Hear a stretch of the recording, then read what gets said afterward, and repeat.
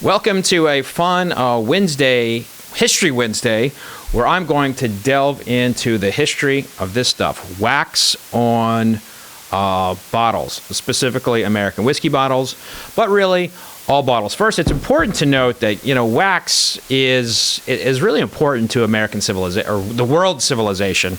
And it starts really with the Romans, the Babylonians. We start seeing wax really being used from the dawn of time.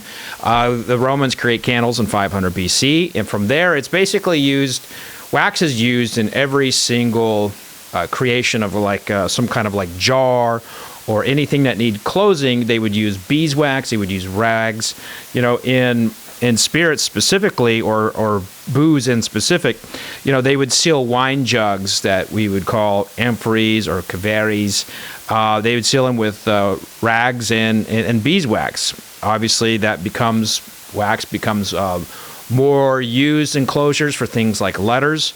It becomes a thing of kings and earls, people of noble stature. They would seal their writings with a wax kind of seal.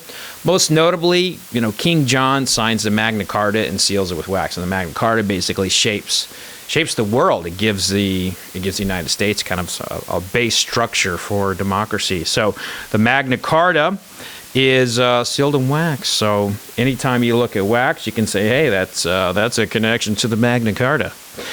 But really, as we get into the creation of beverage, as wine becomes more popular, as spirits get invented, eventually they go into bottles. And they would put a cork into the bottle, and then they would seal it with some kind of wax. Now, most of this stuff was happening long before we had any kind of foil to put over as a sealant. So wax was very commonly used in all types of spirits. In particular, the French really did a good job, branding and using wax in the brandy world, but also it was a good sealant for their wine. So the French really perfected it in terms of using it as a closure. In American whiskey, it was widely used, but it was used in a different way. It was kind of like tempered over the cork at the top a little bit.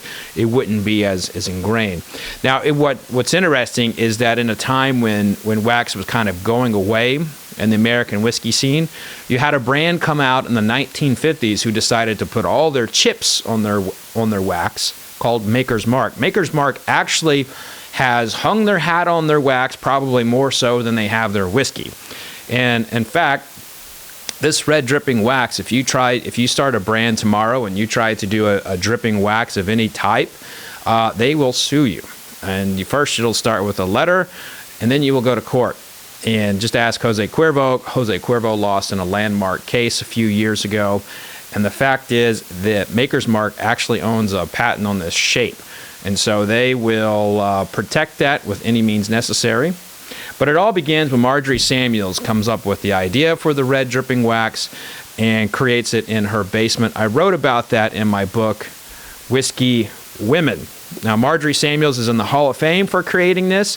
And today you can actually go to the Maker's Mark distillery and dip anything you want in their little vat of wax. They have hand dipping areas after you take a tour. I actually dipped this on live television, and it started smoking when we were going toward the end. I thought it was going to catch on fire. So the wax is actually really hot. You don't want to stick your fingers in there because it will hurt. It's not like a paraffin wax when you go to the nail salon place. Yes, I have gotten a paraffin wax before. It's quite lovely. But anyway, Maker's Mark, kind of when they come out in the 1950s and the 1960s, they are basically like a red dress in a sea of gray. They changed liquor packaging with the red dripping wax.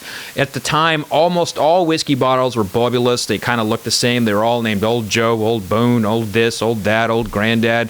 And Maker's Mark comes out and says, hey, we're not named after anybody. We are Maker's Mark, and we're a red dripping wax. And they had a hand-toured label, so they did a whole lot for whiskey packaging, and it really kind of changed the game.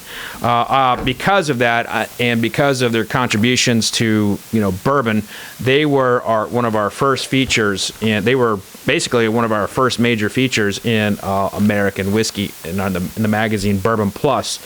And as you can see, Bill Samuels is someone who's kind of near and dear to my heart, but he is the son of Marjorie Samuels, who's now in the Bourbon Hall of Fame. And because of this dripping wax, you now have 3 members of the Samuels family in the Hall of Fame.